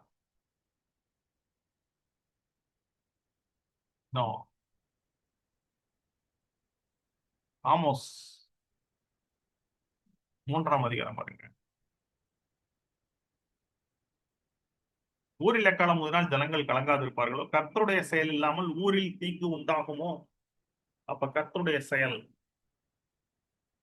ஆகவே கர்த்தர் சில காரியங்களை அனுமதிக்கிறார் என்றால் ஜனங்களுடைய இருதயத்தை அதற்கேற்றவாறு சாய பண்ணுவார். நல்லா தெரிஞ்சுங்க. This is the fact, how it all happened. எவ்வளவோ சொல்லலாம், எவ்வளவோ காரியங்களை பேசலாம். ஆனால் கர்த்தர் ஒரு சில விஷயத்தை செய்ய வேண்டும் என்று இருந்தால் ஜனங்களுடைய இருதயத்தை அவர் மாற்றுவார்.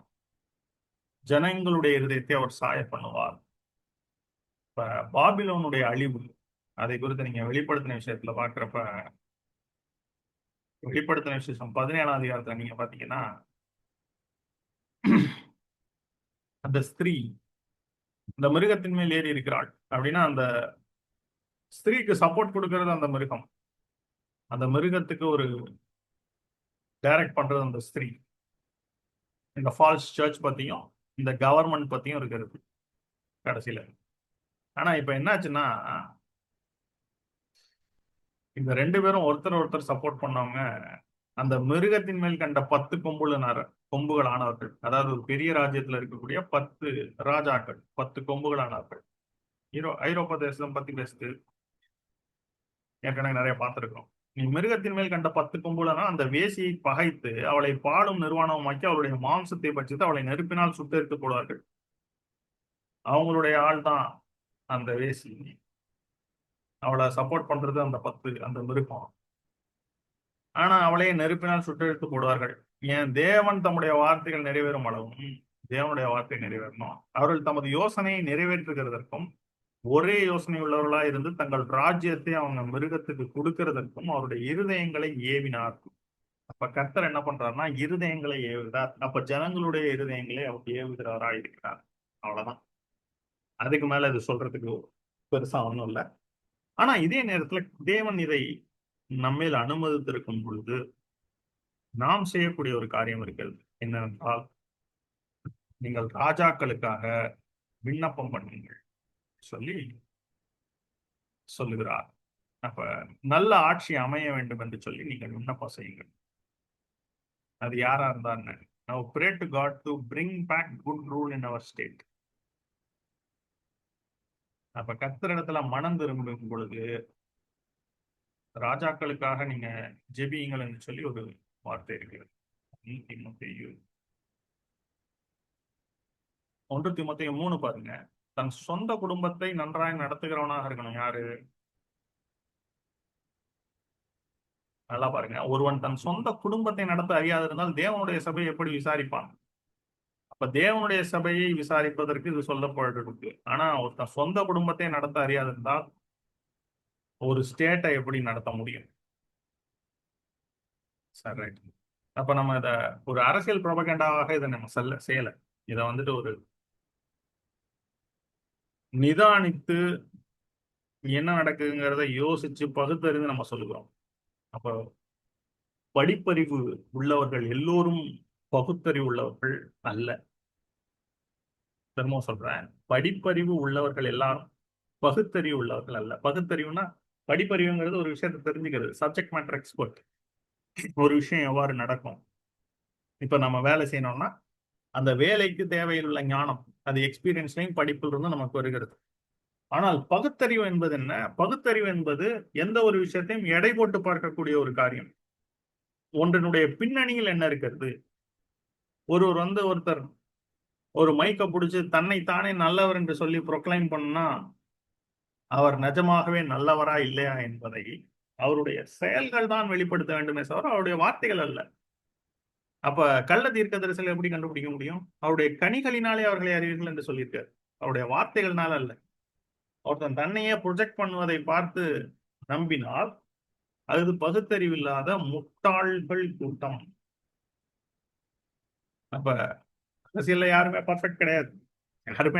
எல்லாருமே நல்லவர் கிடையாது. எல்லாருமே கரெக்ட் தான். ஆனா அதே நேரத்துல யார் எந்த அளவுல செயல்பட்டார்கள் என்று சொல்லி யோசிக்க வேண்டும். அப்ப சட்டம் ஒழுங்கு பிரச்சனைகள் என்று சொன்னால் சட்டம் ஒழுங்கு பிரச்சனைகள் வந்துட்டு யார் வந்தாலுமே இருக்கும். தானாக தவறு செய்கிறவர்கள் திருந்தலைன்னா தவற ஒழிக்க முடியாது. அப்ப எல்லா இடத்துலயும் இப்ப நடக்கக்கூடிய பாலியல் வன்முறைகள் அந்த குற்றங்கள் வந்துட்டு இன்னும் அதிகரிக்க தான் செய்யும். அது சரியா?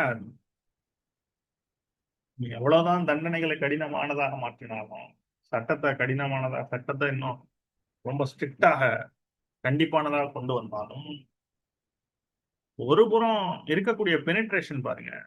இந்த மொபைல் போன் மூலமாக, இந்த டிவைசஸ் மூலமாக இருக்கக்கூடிய பெனிட்ரேஷன், தவறான விஷயங்களுடைய பெனிட்ரேஷன் இன்னும் இளைஞர்களை மற்றவர்களை பாதிக்க தான் செய்யும். அதன் மூலமாக குற்றங்கள் நடக்க தான் செய்யும். இன்னும் சினிமாவினால சமுதாயம் சீரழிய தான் செய்யும். அதனுடைய அடிமைத்தனம் போகிற வரைக்கும், அதற்கு மக்கள் அடிமையாக இருக்கிற வரைக்கும் அவர்கள் தங்களுடைய பிரயாசத்தை, தங்களுடைய பலனை அனுபவிப்பார்கள். அதாவது அவருடைய முடிவினுடைய அந்த பலன், அவர்கள் தேர்ந்தெடுத்தனுடைய காரியத்தை அவர்கள் சூஸ் பண்ண அந்த ஒரு விஷயத்தினுடைய பலனை அவர்கள் அனுபவிப்பார்கள். அப்ப ரெகோபயாமுடைய அந்த சாய்ஸ், அதாவது தேவன் ஒரு இடத்துல முடிவு பண்ணினாலும் ஃபைனல் சாய்ஸ் மனிதன் கிட்ட ஒரு ஸ்டெப் இருக்கும். அந்த சாய்ஸ் அவன் சரியாக உபயோகப்படுத்தினான் என்றால் இட்ஸ் சம்வாட் பெட்டர். ஆதாம் கிட்ட சாய்ஸ் இருந்தது. இன்ஃபேக்ட் எல்லாமே டிவைன் டிசைன். ஆனா ஆதாம் கிட்ட still he had the choice. அந்த பழத்தை சாப்பிடாம இருந்துக்கலாம். ஏவாள் கிட்டையும் தூண்டப்படும் பொழுது ஒரு சாய்ஸ் ஆதாம் கிட்ட கேட்டிருக்கலாம் சாப்பிடறதுக்கு முன்னாடி. இதே அதிகாரத்துல எதிர்க்கு பாருங்க, மேலும் ஆதாம் வஞ்சிக்கப்படவில்லை, ஸ்திரீயானவளே வஞ்சிக்கப்பட்டான். சரி, இப்ப நான் சொல்ல வந்த வசனம், நான் பிரதானமாய் சொல்லுகிற புத்தி என்னவெனில், எல்லா மனுஷருக்காகவும் விண்ணப்பங்களையும் ஜெபங்களையும் வேண்டுதலையும் ஸ்தோத்திரங்களையும் பண்ண வேண்டும். நாம் எல்லா பக்தியோடும் நல்லொழுக்கத்தோடும் கலகம் இல்லாமல் அமைதியில் உள்ள ஜீவனம் பண்ணும்படிக்கு ராஜாக்களுக்காகவும் அதிகாரம் உள்ள யாவருக்காகவும் அப்படியே செய்ய வேண்டும். அப்ப ராஜாக்களுக்காகவும் அதிகாரம் உள்ள யாவருக்காகவும் அப்படியே செய்ய வேண்டும். அதே நேரத்துல நமக்கு அடுத்து வரக்கூடிய வருடங்கள் எப்படி இருக்கும் என்று சொல்லி நமக்கு தெரியாது. கடினமானதாக இருக்கலாம், உபத்திரவ காலமாக இருக்கலாம். அதே நேரத்துல கர்த்தர் தண்டனை கொடுத்தாலும் ஒரு வாக்கு பண்ணியிருக்கிறார். என்னன்னா, சாலமோன்ட்ட சொல்லும் பொழுது, என் நாமம் தரிக்கப்பட்ட என் ஜனங்கள் தங்களை தாழ்த்தி. அப்ப இப்ப அவர் சொல்லும் பொழுது எல்லா ஜனங்களையும் பத்தி பேசலைங்க, கிறிஸ்தவர்களை பற்றி பேசுகிறார். உண்மையான கிறிஸ்தவர்களை பற்றி பேசிக் கொண்டிருக்கிறார். என்ன சொல்றாரு?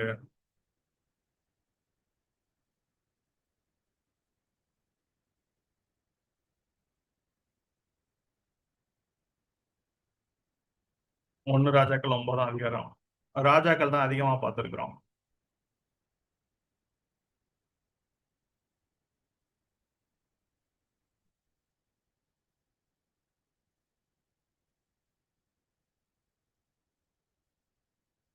அப்ப நாளாகமத்துல இருக்குன்னு நினைக்கிறேன் அந்த வசனம்.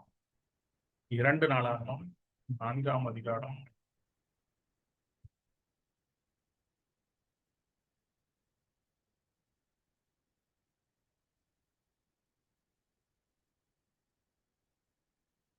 ரெண்டு நாளாகவும் 7:14. என்னாவும் தரிக்கப்பட்ட என் ஜனங்கள்னா இப்பொழுதும் இருக்கக்கூடிய கிறிஸ்தவர்கள். அட்லீஸ்ட் தேவனை உண்மையும் உத்தமமாக தேட வேண்டும் என்று சொல்லி, அவரை பின்பற்ற வேண்டும் என்று சொல்லி வாஞ்சை இருக்கிற ஜனங்கள், பின்பற்றலனா கூட அந்த ஒரு உணர்வு இருக்கிற ஜனங்கள், அவங்க தங்களை தாழ்த்தி ஜெபம் பண்ணி என் முகத்தை தேடி தங்கள் பொல்லாத வழிகளை விட்டு திரும்பினால், அப்ப பொல்லாதவங்க தான் பாருங்க, அப்ப பொல்லாத வழிகள்ல தான் இருக்கிறாங்க. இன்னும் சொல்ல போனா இருக்கிறோம். பொல்லாத வழிகளை விட்டு திரும்பணும்னா, அப்பொழுது பரலோகத்தில் இருக்கிற நான் கேட்டு அவர்கள் பாவத்தை மன்னித்து அவர்கள் தேசத்துக்கு சேமத்தை. கர்த்தர் இஸ் நாட் பழைய ஏற்பாட்டுல செஞ்ச மாதிரி டோட்டலாக he is not enforcing his judgment or destiny on us, but eventually the destiny will happen. இப்ப என்ன பண்ணுங்கன்னா, ஜெபம் பண்ணுங்க. என்னன்னா, எப்படி ஜெபம் பண்ணணும்னா, என் நாமம் தெரிவிக்கப்பட்ட என் ஜனங்கள், அவருடைய ஜனங்களாகிய நாம் நம்ம தாழ்த்தி நம்முடைய பொல்லாத வழிகளை விட்டு மனம் திரும்பி கர்த்தரை தேடி அவரோட முகத்தை தேடி நம்ம தாழ்த்தி ஜெபம் பண்ணி முகத்தை தேடி பொல்லாத வழிகளை விட்டு திரும்பணும். 4 விஷயம். humble ourselves, pray, seek the face of the Lord, and then repent from our evil ways. அவருக்கு திரும்பணும்னா, இதை செய்தோம்னா மீண்டுமாக நம்முடைய ஸ்டேட்ல ஒரு நல்ல ஆட்சி அவர் கொண்டு வருவார். ஏன்னா தேவன் நேரம் காலம் எல்லாத்தையும் கொடுத்திருக்கிறார். அதே போலவே இன்னொரு விஷயம் என்ன சொல்லணும்னா, இப்பொழுது வந்திருக்கக்கூடிய கேக்கும் கூட இது போல வர வேண்டும் என்பதை முன்கூட்டியே தீர்மானித்திருக்கிறார். ஏன்னா அநேக காரியங்கள் அவரோட ஃபேவர்ல மாறி இருக்கிறது. இதோ அது டிஃபிகல்ட்டா இருந்தாலும் அந்த ஒரு பதவி இந்த ஒரு காரியத்துக்குள்ளாக அவர் வந்திருக்கிறார். அது கர்த்தருடைய செயல் இல்லாமல் அது நடக்காது. தேவன் ஏதோ ஒரு காரியத்துக்காக அதை செய்திருக்கிறார். அப்ப அதனால ஓரளவு இந்த ஆட்சி நன்றாக இருக்க வேண்டும் ஜெபிங்க. மீண்டுமாக நல்ல ஆட்சியும் கூட, அதாவது ஏற்கனவே இருந்த ஒரு ஆட்சி நல்ல முறையிலேயே ஜனங்களுக்காக செயல்பட்டாருன்னு சொல்லணும். ஒருவேளை அவர்கள் கரெக்டாக இருக்கலாம், ஒருவேளை ஒரு சில இடங்கள்ல ஒரு சில பிரச்சனைகள் இருக்கலாம். 100% பர்ஃபெக்ட் இங்க கொடுக்கவே முடியாது யாரும். But at the same time இப்பொழுது இருக்கக்கூடிய ஆட்சியும் சரி, இதற்கு பின்பு வரக்கூடிய ஆட்சியும் சரி, இல்ல மத்தியில் இருக்கக்கூடிய ஆட்சியான இருந்தாலும் சரி, எல்லாவற்றிலும் தேவனுடைய சித்தம் செயல்பட வேண்டும். நம்ம கலகம் இல்லாமல் நம்ம இதில் உள்ள ஜீவனம் பண்ணும்படியாக நமக்கு ஒரு நல்ல ஒரு சூழல் அமைய வேண்டும். இன்னும் கிறிஸ்தவர்களாக நாம இங்க ஆராதிப்பதற்கும், நாம் சுவிசேஷம் அறிவிப்பதற்கும், தேவனுடைய வார்த்தை அநேகருக்கு போவதற்கும், அவர்களுக்கு மனம் திரும்புவதற்கும் எந்த ஒரு தடையும் அட்லீஸ்ட் தமிழ்நாட்டிலேயாவது வராதவாறு கர்த்தர் நமக்காக துணை நிற்க வேண்டும், நமக்காக யுத்தம் செய்ய வேண்டும் என்று சொல்லி வேண்டிக் கொள்ளுங்கள். கூடிய சீக்கிரமே இன்னொரு பைபிள் ஸ்டடியில உங்களை நான் சந்திக்கிறேன். இன்னும் அநேக காரியங்களை நாம் ஆராய்ந்து பார்ப்போம். பொறுமையாக கேட்ட உங்கள் அனைவரும் கர்த்தர் தாமே ஆசீர்வதிப்பாராக. நம்முடைய கர்த்தராகிய இயேசு கிறிஸ்துவின் கிருபை உங்கள் அனைவரோடும் கூட இருப்பதாக. ஆமென்.